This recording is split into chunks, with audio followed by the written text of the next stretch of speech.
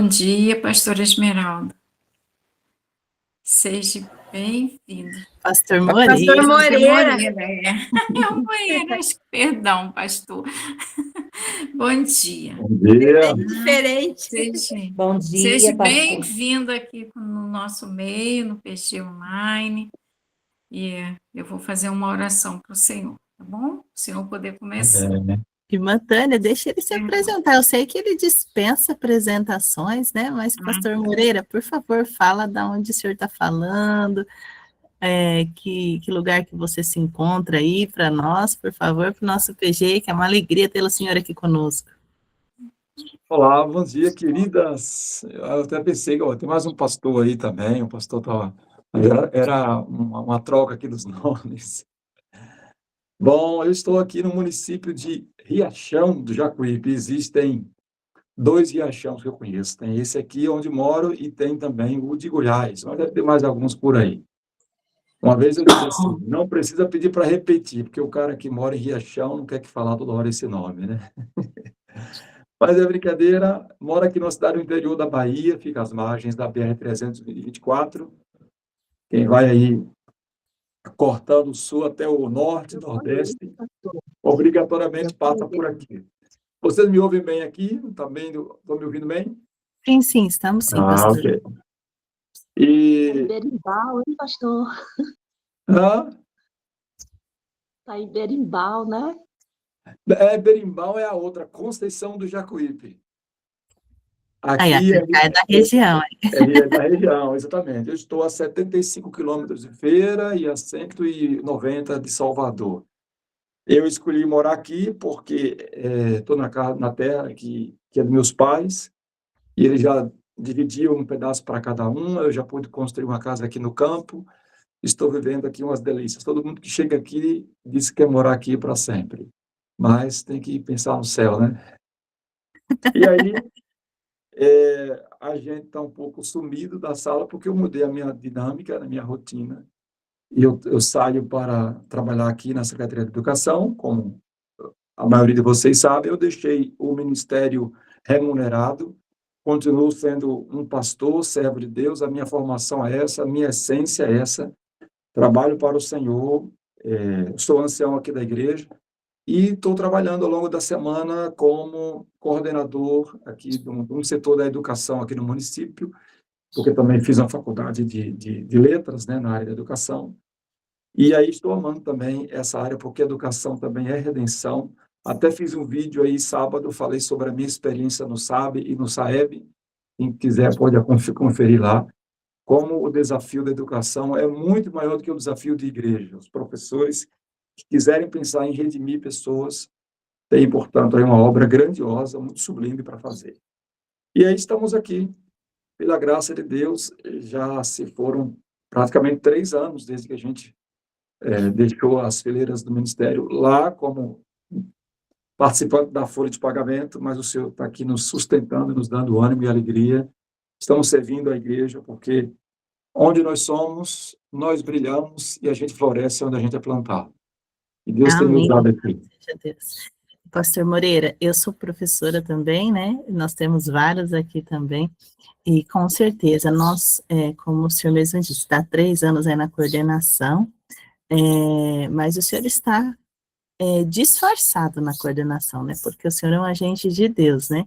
E ali, tudo para a honra e glória de Deus, nós sempre estamos, não importa onde estejamos para que sejamos luz, para que sejamos o sal ali naquele local, né? Para que as pessoas possam conhecer Cristo através de nós, sabe? Aquela famosa frase que fala assim, ó, você tem algo diferente, você parece uma luz, um brilho diferente, né? E eu tenho certeza que o senhor já ouviu isso. Você é cristão? Eu sei que sem eu planejar, sem eu imaginar que isso ia acontecer, eu sou como que oficialmente o capelão da prefeitura, do setor de educação, porque todas as reuniões de trabalho, aí tem que ter a minha presença para fazer a oração, aí eu solto um versozinho. Faz alguns dias que tive um problema com o pessoal que é adepto aí dessas religiões aí de candomblé. Ele chegou no meio da conversa e eu tinha dito assim, vocês entendam que se a gente... É dito que o Estado é laico, mas se nós somos cristãos, isso crendo que eles, das diferentes formas de crença, mas nós cremos em Deus, e eles estão proibindo nós falarmos sobre Deus, porém, eles estão vindo com toda a força falar da religião deles, como estão querendo introduzir na escola a cultura do Halloween, coisas do tipo bruxaria.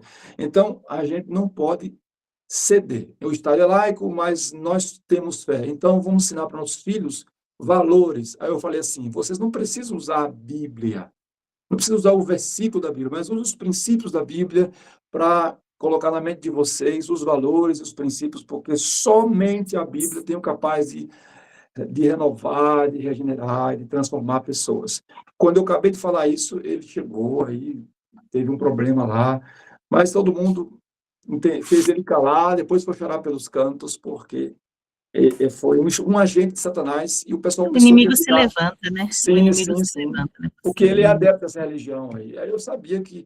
Aí o pessoal ficou preocupado comigo. Pastor, como é que você está? Eu falei, ele estaria muito triste se eu e ele estivéssemos em plena harmonia. Ele estaria preocupado. Mas como eu sirvo um Senhor e ele serve a outro, é natural que haja essa inimizade. Porém, a nossa luta não é contra nós dois. É um Senhor contra o outro. E eu o abraço, eu amo, e acho que estamos Verdade. bem. Do ponto de Sabe, vista social, estamos bem, né? Mas Pastor espiritualmente... Moreira, eu sempre trabalhei a Bíblia, sempre trabalhei histórias bíblicas, como eu acredito que a maioria aqui, estudos bíblicos já, mas assim, tudo de maneira indireta. Tudo Exato, de tem que ser maneira assim. indireta, para que A gente a precisa ser gente simples como as pombas e prudente como as serpentes. não haja convergências, né, pastor? A gente não precisa É, também confrontar, né? A gente não, precisa ser sábio, né?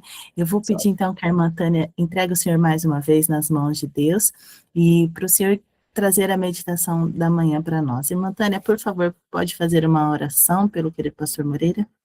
Sim, posso sim, oremos então. Pai maravilhoso, querido Deus, mais uma vez, Senhor, reunidos aqui no PG Online, nesta terça-feira, eu venho agora, Paizinho querido, colocar pastor José Moreira, Senhor, no teu altar. Te peço, Pai querido, que o Senhor o use mais uma vez, porque usado o Senhor já tem, mas que o Senhor use ele aqui agora, Senhor, nesse momento, para falar aos nossos corações, porque sabemos que assim como o Senhor já falou no coração dele, o Senhor também precisa falar para as nossas vidas. E eu te agradeço muito, Senhor, por Senhor ter trago ele aqui nesta manhã. Que teu Espírito Santo, assim como estar com ele ali, Pai, para instruí-lo, que esteja conosco também, Senhor, para que a gente possa ouvir, entender e colocar em prática em nossas vidas. É o que eu te peço, te agradeço, em nome de Jesus. Amém, Senhor. Amém. Amém. Amém. Bem, eu quero compartilhar com vocês um versículo que está no livro de Provérbios, para a gente meditar hoje. E é um texto conhecido, Provérbios 29, no versículo 18. Encontrem esse texto aí para vocês meditarem comigo. Provérbios 29 e o versículo 18 diz assim: não havendo profecia, o povo se corrompe, mas o que guarda a lei, esse é feliz. De maneira categórica, muito direta, esse texto apresenta duas verdades cruciais, duas vertentes: o poder transformador, santificador da palavra, e o poder corruptor, destruidor do pecado. E um é contra o outro. Um é antídoto do outro. A palavra de Deus é apresentada como o instrumento ou o elemento único que Deus tem para frear as ações, as influências corruptoras do pecado presente, inerente a todo ser humano. nós somos carne pecaminosa e deixados pelos nossos próprios impulsos, pela nossa própria vontade, pelo curso natural do que nosso corpo vai querer, desejar, nós nos tornamos naturalmente servos de Satanás, inimigos de Deus. E a corrupção vai tomando conta de nossa vida e o ser humano vai indo de mal a pior. Esse é o processo natural. E só existe uma forma de reverter ou de conter esse processo natural, de conter esse avanço da degradação do homem, da corrupção do gênero humano, é a aplicação da palavra de Deus. O ser humano é dependente da palavra de Deus. O que se entende por profecia? Profecia, a gente pensa em muito profecia quando pensa no livro de Daniel, Apocalipse, Isaías, os livros dos profetas. Mas lembre-se que, embora esses livros contenham profecias, toda a Bíblia é chamada de profecia, de palavra profética. O apóstolo Pedro faz referência a isso na sua segunda carta, capítulo 19, para a gente ter confirmado a palavra profética, que é a palavra de Deus. Abraão foi chamado de profeta, sem nunca ter escrito um livro. Então, o que é a profecia? Profecia é a palavra de Deus. O profeta era aquele que falava em nome de Deus. Moisés era profeta. Josué era profeta. E eles não falaram de coisas do futuro, de eventos do futuro. Eles falaram em nome de Deus. Então, todos os que falaram em nome de Deus são profetas. E toda escritura é profecia. E a palavra diz que, não havendo profecia, não havendo a palavra de Deus, haverá corrupção. O coração se corrompe, o povo se corrompe. E veja o poder devastador do pecado. Sem profecia, o ser humano vai para a corrupção. A abrangência da corrupção, esse termo corrupção, muito comum para nós aqui no Brasil, né, que lidamos muito com isso. Temos visto nos últimos 10, 12 anos uma incidência muito forte de casos de corrupção dentro da política. E poderíamos pensar que corrupção está no âmbito apenas da política partidária. Mas não é verdade. A corrupção se manifesta de diferentes formas.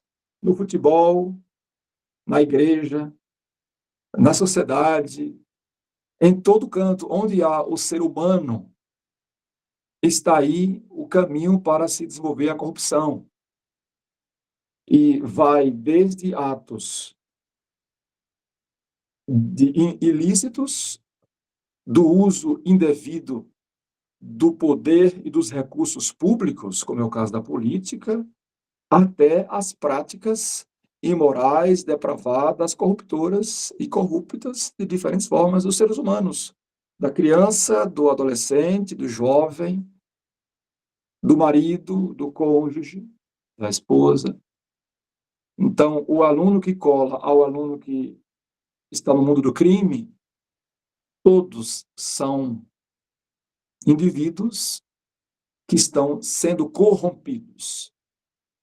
Vamos voltar ao texto bíblico de Gênesis, capítulo 6, quando vai falar sobre as razões, ou a razão pela qual Deus vai enviar o dilúvio.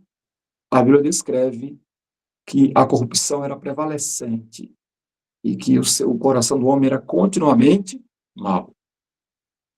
Ali havia corrupção, sem haver política, sem haver essas coisas. Então, corrupção é a degeneração do ser humano. É o estado natural que se encontra todo ser humano que não se alimenta da palavra de Deus. Porque não só de pão, de comida física vive o ser humano, mas de toda a palavra que procede da boca de Deus. Somos privilegiados por termos a palavra de Deus tão acessível a nós.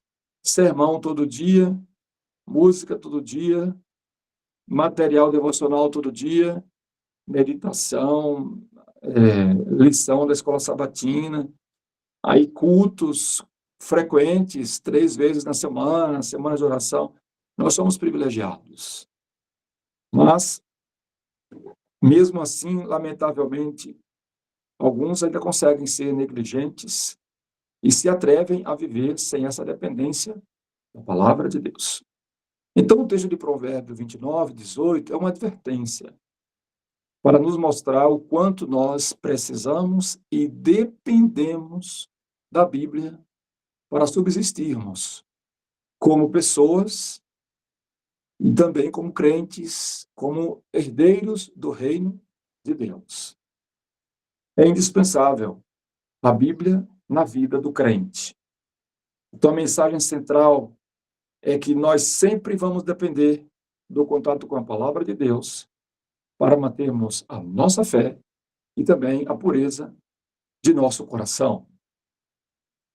Queria compartilhar com vocês alguns exemplos do efeito dessa vida sem a palavra de Deus, o efeito do coração humano, o que aconteceu quando a palavra foi retirada ou foi suprida, ou suprimida, ou negada.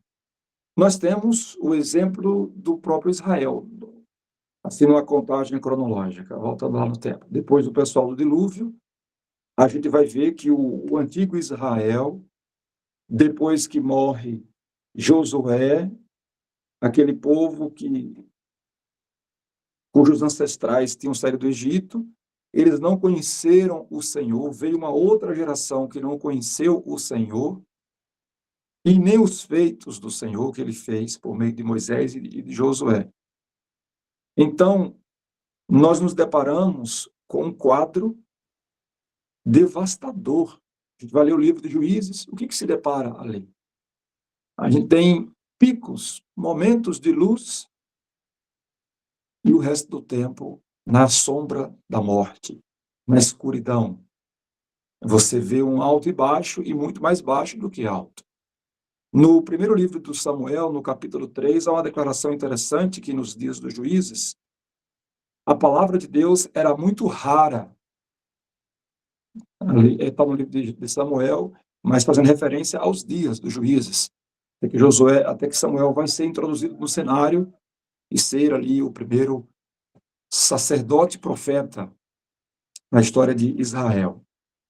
Mas a gente lê o livro de Juízes e se depara com declarações terríveis, com descrições de atos até estarrecedores, como o caso de os moradores de Efraim, que quiseram abusar de um homem, e porque eles não conseguiram, eles pegaram a mulher e abusaram da mulher dele. Então, o cara vai lá, depois pega essa mulher que estava morta, esquarteja a mulher e coloca na porta de cada uma das tribos lá. E foi uma carnificina, guerra entre os próprios irmãos.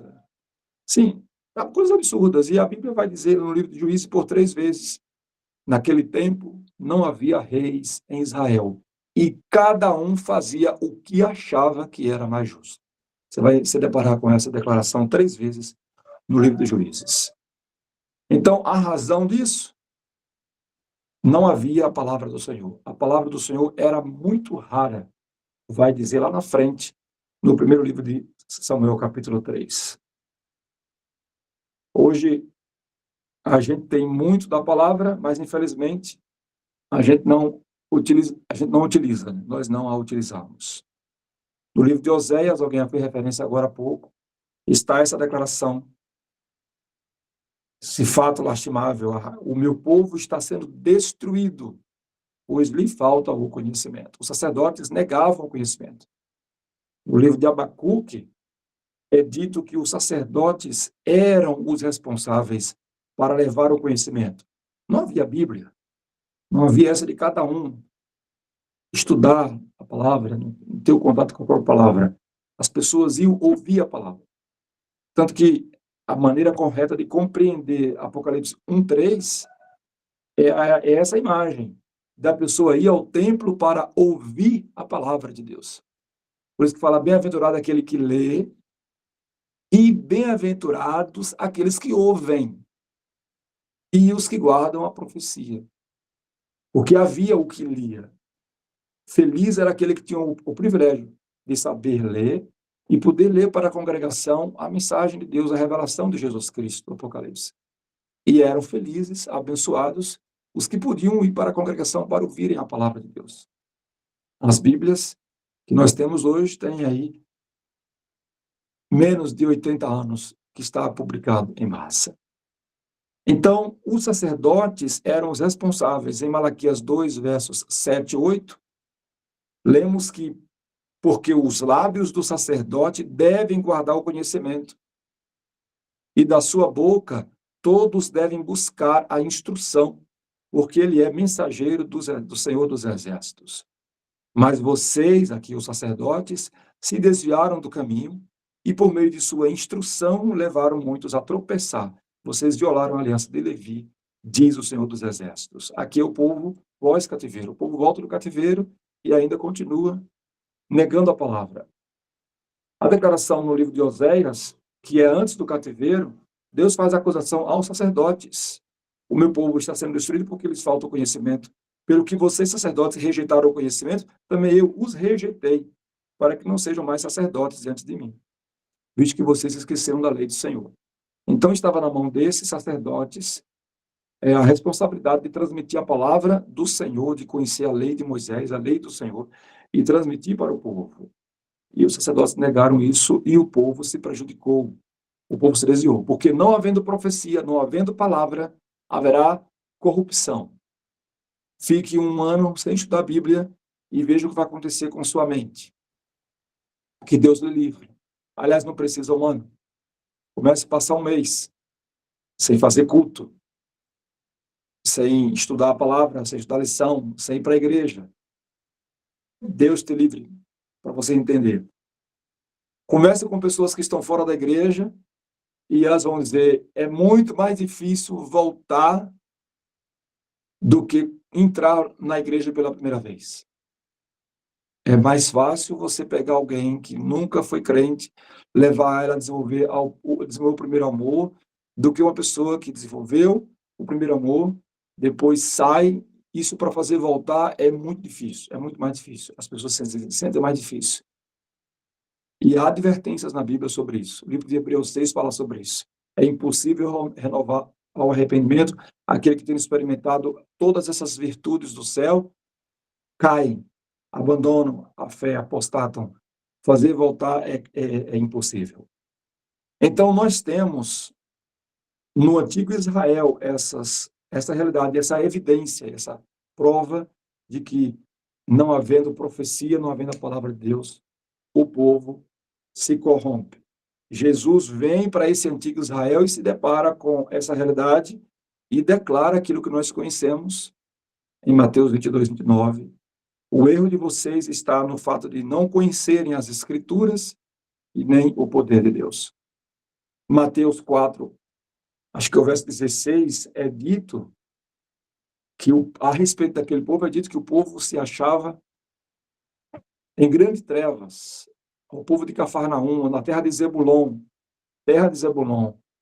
o povo que se achava em grande treva, recebeu uma grande luz, viu uma grande luz. O povo que se achava num vale de sombra e de morte, veio a salvação e veio a luz. Então, quando Jesus se manifesta nessa terra, como o Messias, como o Salvador, Israel está em profundo estado de trevas porque desprezou as Escrituras. Eles não se prepararam para receber o Messias na sua primeira vinda. A palavra estava diante deles, mas ele rejeitou e eles foram se corrompendo ao ponto de terem sacrificado Jesus Cristo. Então, esse é o primeiro exemplo. Mas o segundo exemplo que nós temos, agora numa ordem cronológica, seguindo aí a igreja medieval. Quem já leu O Grande Conflito sabe muito bem disso, né? Já viu ali o que aconteceu com a igreja no tempo da Idade Média, quando a igreja... Minha esposa ligada aqui. Quando a igreja tirou a Bíblia da mão do povo. A igreja tirou a Bíblia da mão do povo, os papas alegaram a prerrogativa de serem os únicos intérpretes da Bíblia, as Bíblias escondidas, guardadas.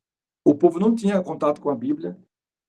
Os cultos, que eles chamam de missa, eram celebrados, inclusive, não no idioma do povo, mas na língua do latim, para enrolar lá, fazer qualquer engambelation, e o povo foi se corrompendo cada vez mais. Tem uma história, uma cena linda que é descrita quando Martinho Lutero se depara com a Bíblia pela primeira vez na biblioteca. Ele diz assim: se eu pudesse ter um livro desse na minha casa. É interessante. No ano 2000, eu assisti a um programa Está Escrito, com o título Quando o Evangelho Invadiu o Moscou. Quando caiu a ditadura, ali foram abertas as portas para a pregação do Evangelho, e o pastor Mark Finley fez o evangelismo no Kremlin, ali na sede do governo russo. As cenas são chocantes, quando eles partem para cima para pegar uma Bíblia, para ter uma Bíblia. Algo lindo acontece. Eu acho que esse material, esse vídeo pode estar disponível no YouTube. E o título é esse: Quando o Evangelho Invadiu Moscou, com o pastor Mark Finley. Então, hoje nós corremos o risco de, por termos tanta Bíblia em casa, a gente não valorizar.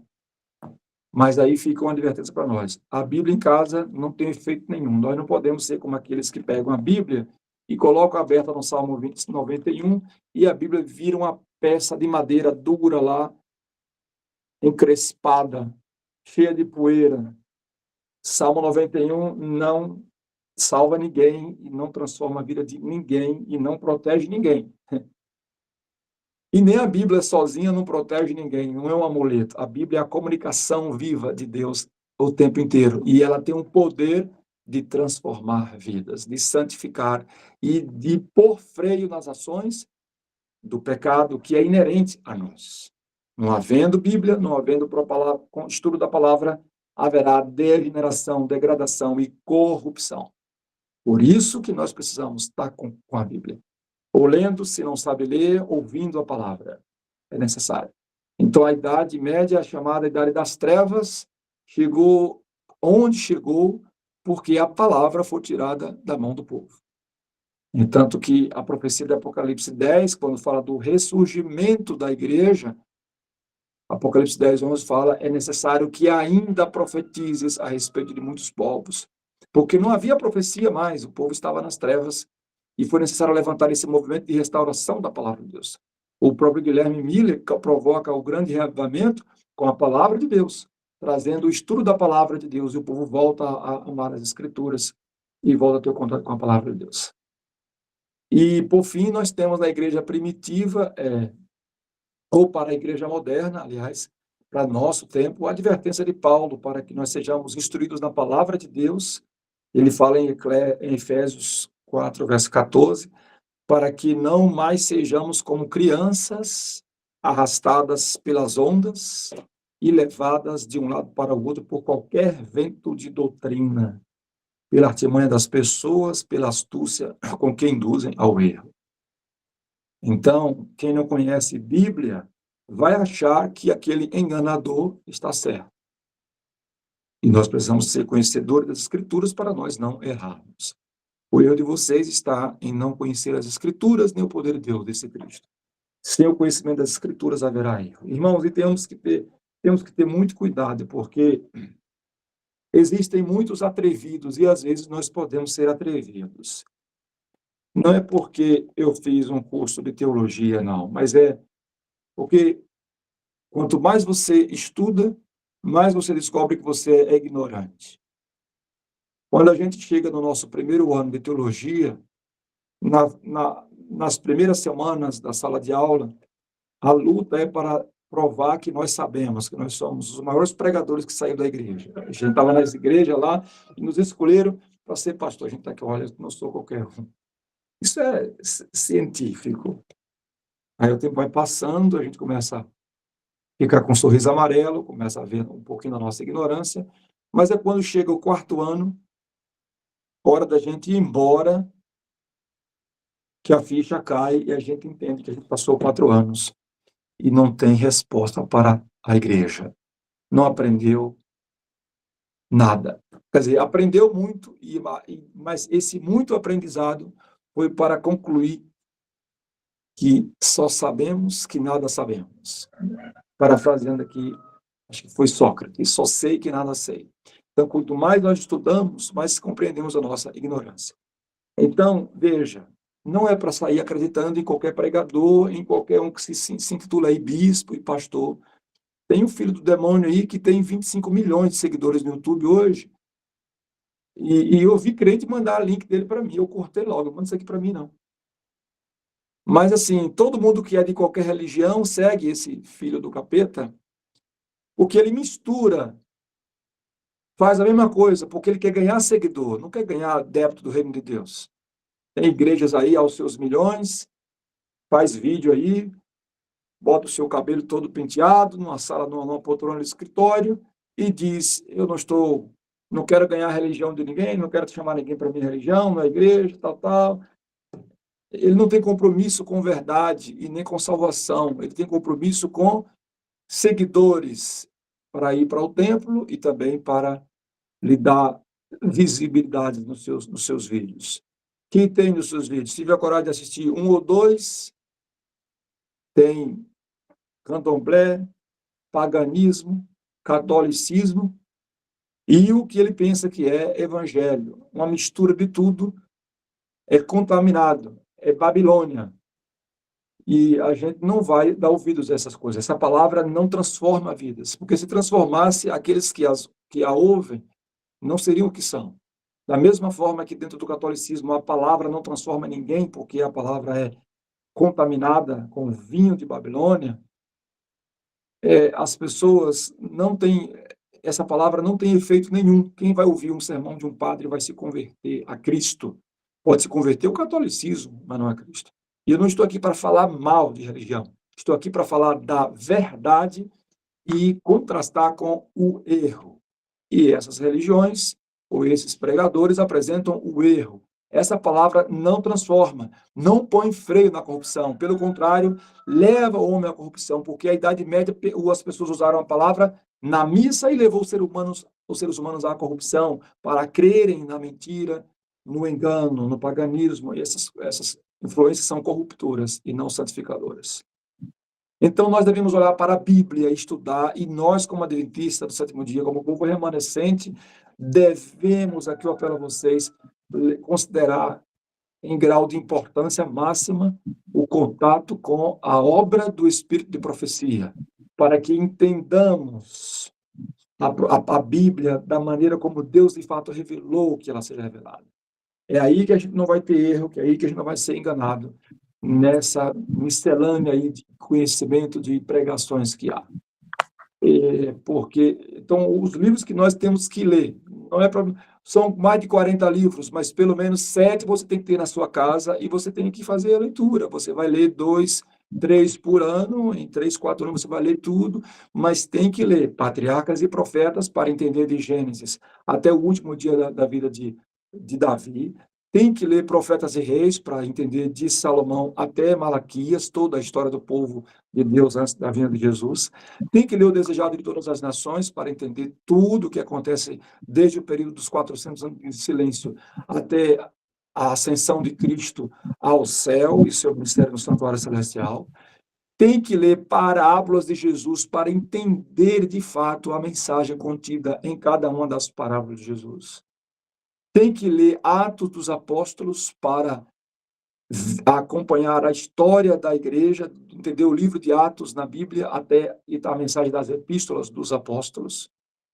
E tem que ler o livro O Grande Conflito para acompanhar toda a história da última semana de Jesus em Jerusalém e também toda a história da igreja primitiva até nossos dias e avançando o futuro adentro para nos revelar como será o desfecho final do conflito entre o bem e o mal. E o 7º, último livro que você precisa ler também é o livro O Maior Discurso de Cristo, para você entender a mensagem perfeita do Sermão do Monte. Estes livros falam sobre a Bíblia, para você entender todos os versículos da Bíblia, de Gênesis 1 a Apocalipse 22. Agora, para aprender mais sobre como viver vida social, cuidar da sua saúde, cuidar do seu corpo, é claro que você precisa ter também em sua casa o livro A Ciência do Bom Viver. Depois eu falo de outros, mas por aí são esses aí. E eu vou encerrar lendo um texto do livro do Espírito de Profecia, de Ellen White, está no 5º volume do Testemunho para a Igreja, na página 112.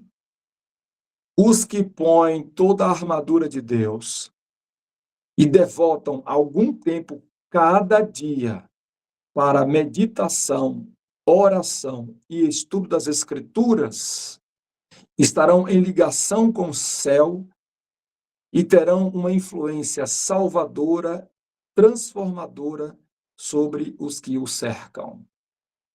Pensamentos elevados, nobres aspirações, claras percepções da verdade e dever para com Deus serão seus.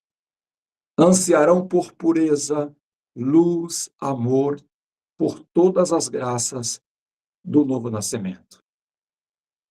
Quantas promessas! Qual o efeito de uma vida dedicada todo dia à meditação, oração e estudo das Escrituras?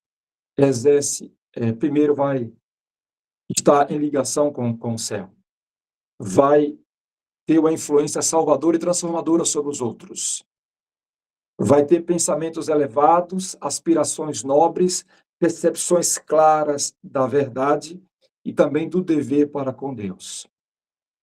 E vão ansiar por luz, por pureza, amor e todas essas graças que são atribuídas ou concedidas àqueles que nasceu de novo. Meus queridos ou minhas queridas, tá aí.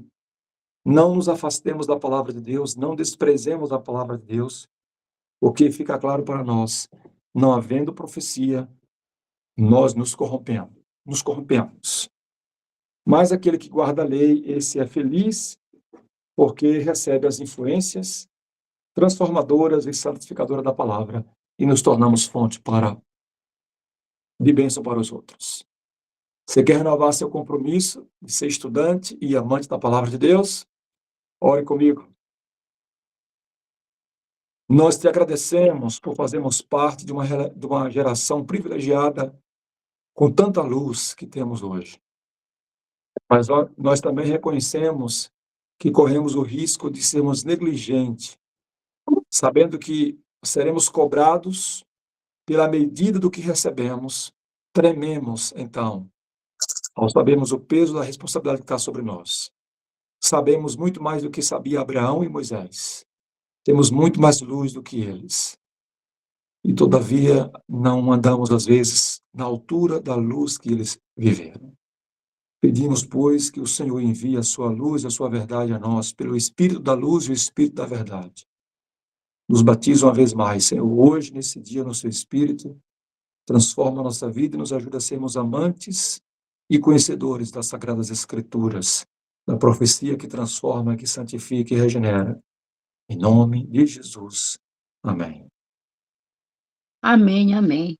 Amém, pastor. Obrigada, pastor, por aceitar o convite. Amém. Deus te louvado. Te amo, Amém. Moreira. Te amo, pastor Moreira. Benção pura sem mistura. Pastor Moreira. É verdade. Pastor Obrigada. Moreira, eu Oi. conheço um pouco aí do que você mora. Você passou Eu já fui por no aqui, teu. região?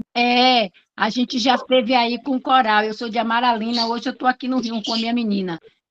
Aí uma vez nós fomos aí. Amaralina, Salvador, olha só, pois é. Quando o evangelismo foi feito aqui na minha cidade, o pessoal saiu de Salvador para vir fazer o evangelismo. Né? A gente foi com o coral, muito bom, muito gostoso mesmo.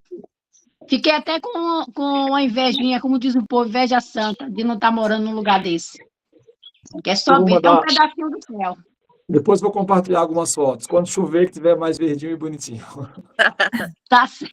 E Pastor eu Moreira, amo roça, viu, pastor? Eu amo roça. Quando você fala aí da roça, meu coração chega em eu também amo. Verdade. depois vem. Um pastor da Arca na minha cidade, Conceição do Coité. Você conhece, pastor? Tinha plano Olha.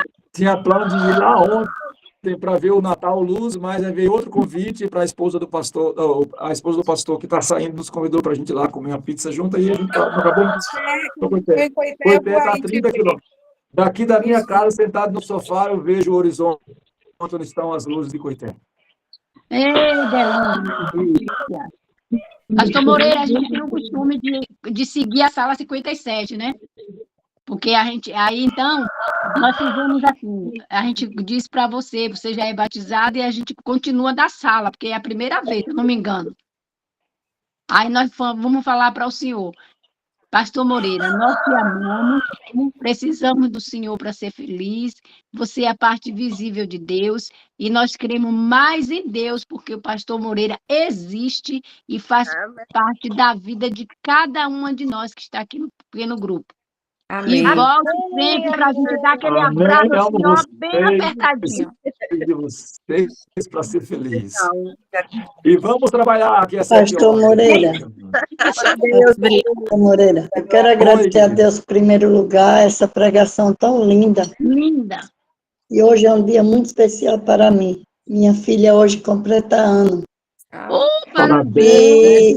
E eu agradeço a Deus pelos cuidados que Deus teve com minha filha.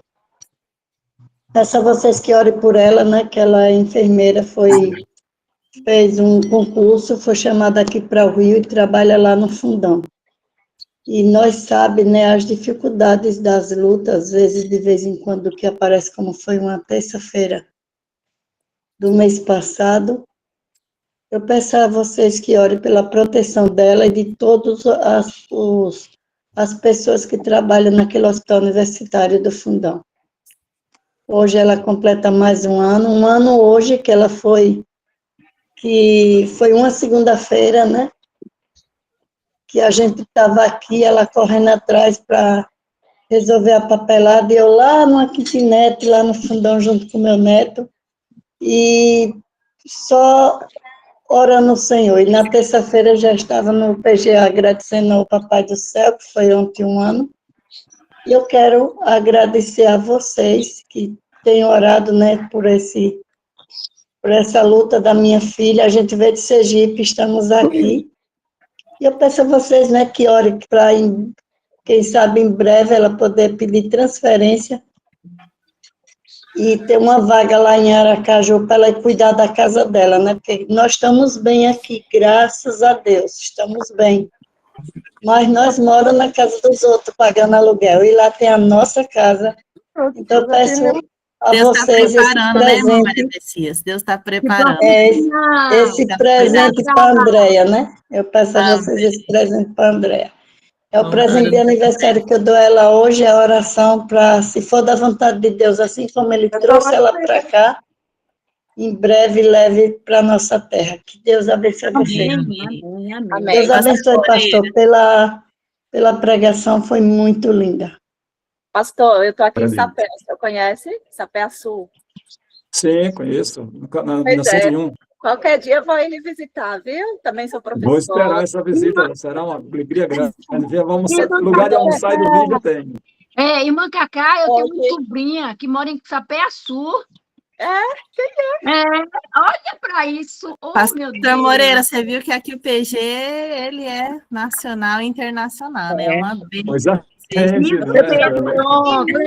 só eu no sul, né? Maravilha.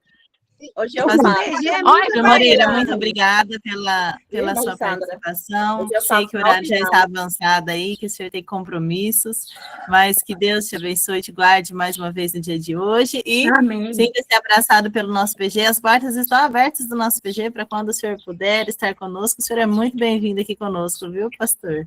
Amém. Será sempre um prazer. Amo vocês.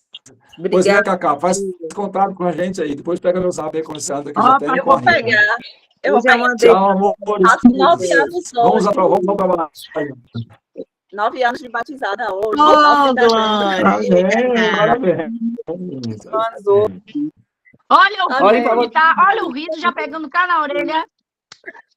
Obrigada, Aqui na minha igreja tem um sósia do pastor Moreira. É, né? Deus abençoe, pastor. Muito obrigada, viu? Mais uma vez. Obrigado Tudo bom, estamos juntos. Você da sua cidade, Cacá. Eu conheço pessoalmente, gente. Eu já tirei uma foto. E amanhã na sala, pelo menos se vê lá. Você Mas aí para me arrumar. não, o pastor não vai Fica com Deus, pastor. Vai não, fica aqui conversando, ele não vai mesmo. Muito obrigada pela presença de vocês. Lembrando que nós estamos abertos a partir das 5h30 da manhã, aí já faz 3 semanas que estamos neste novo horário. Então, se você tem um pedido, agradecimento, você pode estar conosco mais cedo, tá bom? Mas, de qualquer maneira, todos os pedidos que estão no chat também estão sendo anotados para que nós possamos estar intercedendo. Então, lembrando, a próxima terça, 5h30 da manhã, nesse mesmo link, você já está convidado para estar conosco. Agradeço a Deus pela presença de cada um de vocês aqui. Abra sua câmera, o seu microfone, dê um bom dia com alegria aí para os nossos queridos. Bom dia com alegria. Vocês.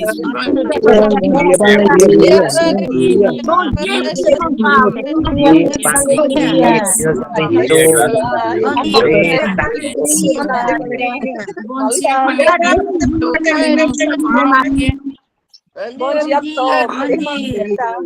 Irmã Joelma. Maria Lúcia. Irmã Nayara.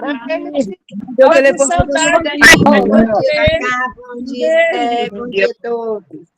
Bom dia, bom dia. Bom dia, bom dia. Alegria. Amo você. Amo Margarete, Mazé, Vocês, bom dia.